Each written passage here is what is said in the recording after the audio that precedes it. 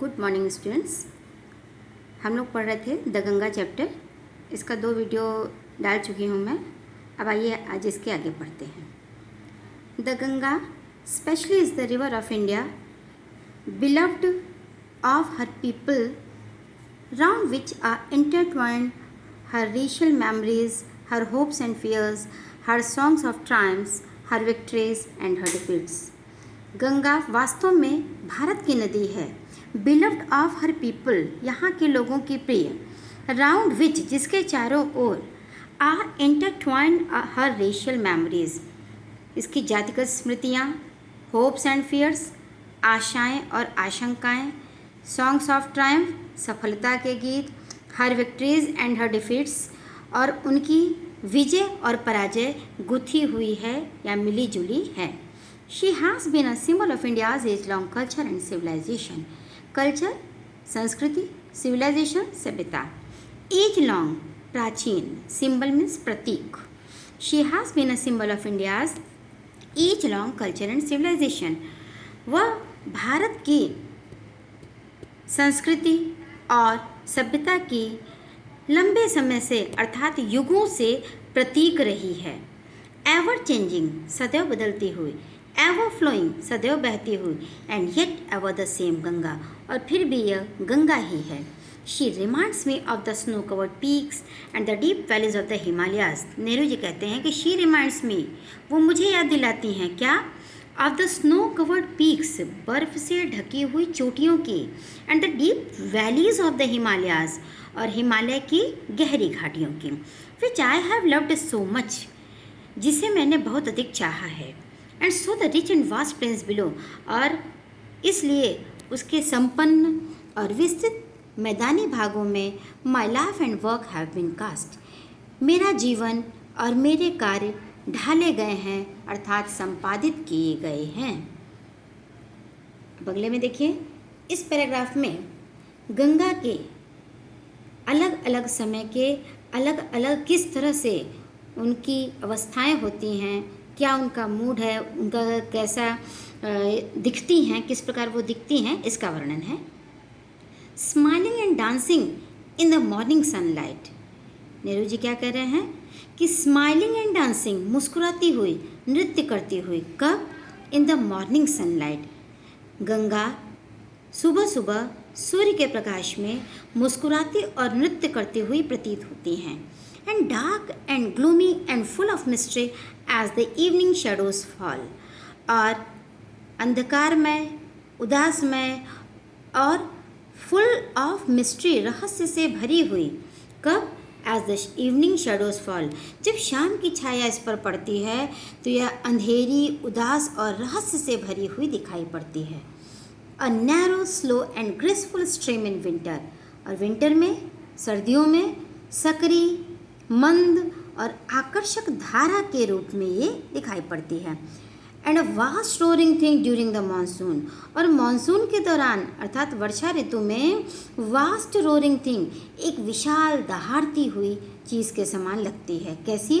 Broad बूजम्ड, चौड़े वक्ष वाले, ऑलमोस्ट एज द सी, लगभग समुद्र की तरह, and with something of the sea's power to destroy, और लगभग समुद्र के समान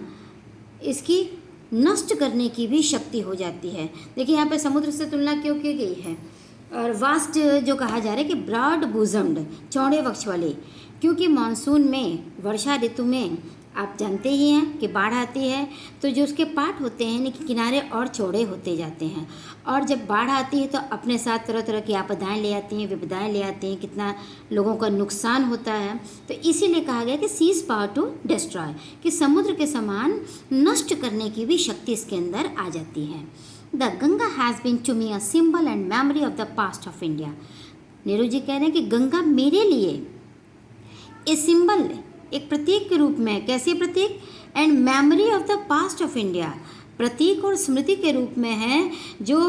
मुझे भारत के पास्ट की, अतीत की याद दिलाती है।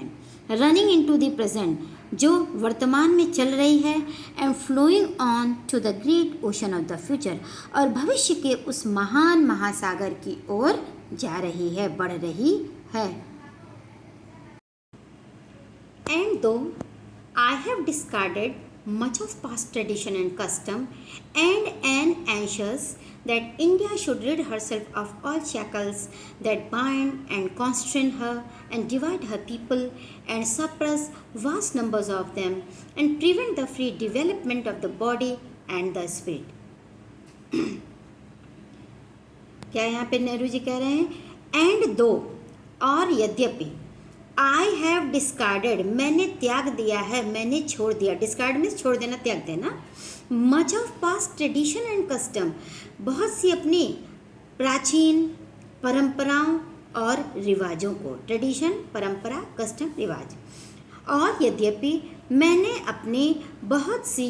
प्राचीन परंपराओं और रिवाजों को छोड़ दिया है त्याग कर दिया है एंड एन एंशियस और मैं उत्सुक हूँ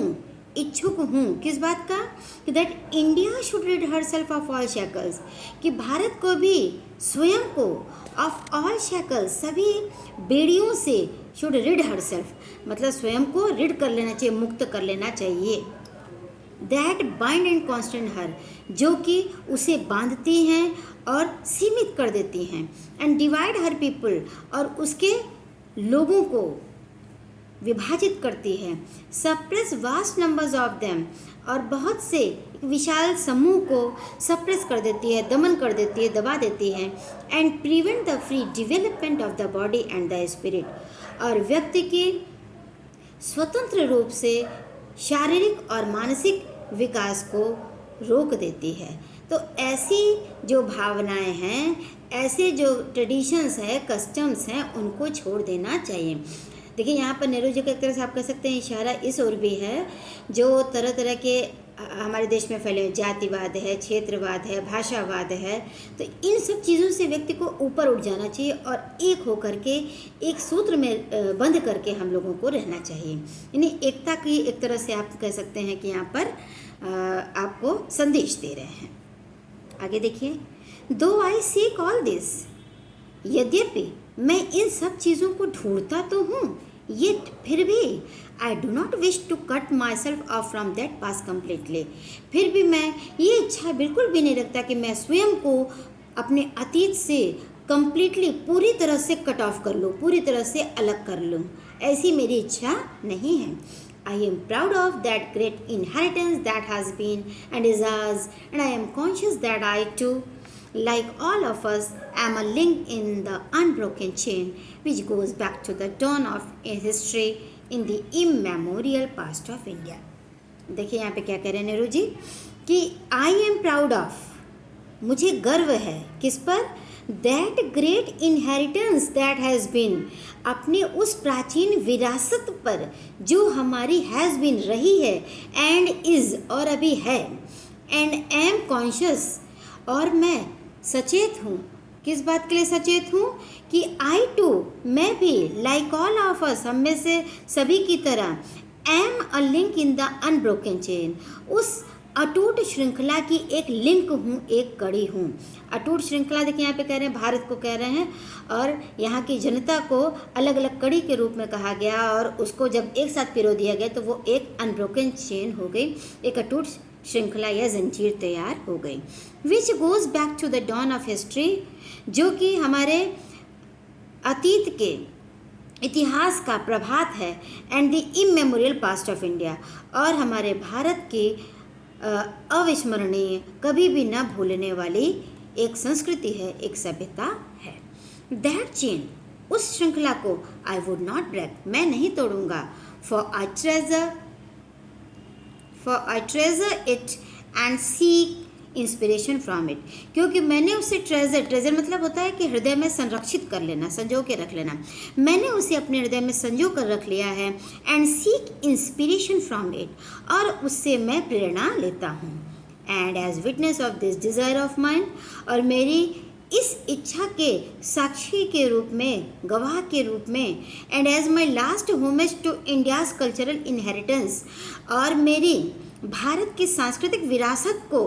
अंतिम श्रद्धांजलि के रूप में I am making this request कि मैं यह आपसे विनती कर रहा हूँ कि a handful of my ashes be thrown into the Ganga at Allahabad कि मेरी राख से एक मुट्ठी राख इलाहाबाद में गंगा नदी में डाल दी जाए, to be carried to the great ocean that washes India शोज, और जिससे कि यह बहकर उस महान महासागर की ओर चली जाए जो कि भारत के तटों को धोता है, स्पर्श करता है। The major portion of my ashes should however be disposed of otherwise, मेरी राख के अधिकांश भाग को दूसरी तरह से डिस्पोज ऑफ किया जाए, निपटाया जाए या समाप्त किया जाए। I want these ashes to be carried high up into the air in an aeroplane. मैं चाहता हूँ कि मेरी इस राख को एक एरोप्लेन में आकाश में ऊंचाई पर ले जाया जाए, and scattered from that height over the fields, और स्कैटर मतलब होता है बिखेर देना,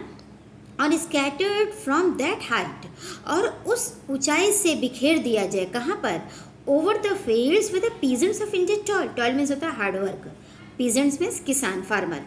और उस स्थान से वहाँ पर बिखेर दिया जाए जहाँ पर भारत के किसान परिश्रम करते हैं, मेहनत करते हैं, सो दैट, जिससे कि they might mingle with the dust and soil of India, जिससे कि वो भारत की धूल और मिट्टी में मिल जाए, and become an indistinguishable part of India, और भारत का एक इनडिस्टिंग्विशेबल मतलब अभिन्न, जिसे कोई अलग ना कर सके, अभिन्न भाग बन जाए।